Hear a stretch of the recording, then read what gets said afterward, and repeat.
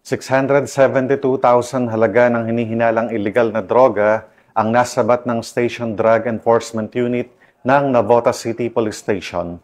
Patrol Woman Glacel Ann Esperanza, ibalita mo.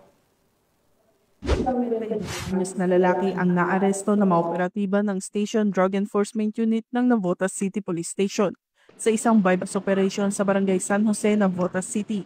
Ilang sandali lamang matapos ibenta ng suspect ang hinihinalang illegal na droga sa isang pulis na nagpanggap bilang pusher buyer, agad siyang inaresto ng mga otoridad. Kinilalang suspect na si alias Ian na itinuturing na high-value individual at umano'y sangkot sa pagtutulak ng illegal na droga. Nasamsamula sa kanya ang 98.85 grams ng hinihinalang shabu na may tinatayang halaga na 672,180 pesos. Kasalukuyan siyang naharap sa mga kasong paglabag sa Section 5 at Section 11 ng Republic Act 9165 o ang Comprehensive Dangerous Drugs Act of 2002 at isa sa ilalim sa inquest proceeding sa City Prosecutor's Office.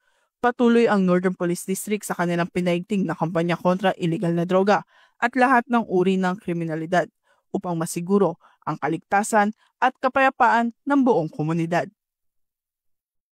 Mula rito sa Northern Police District, ako po ang inyong PNN correspondent, Patrolwoman Glacel Ann Esperanza, alagad ng batas, tagataguyod ng Balitang Pulis.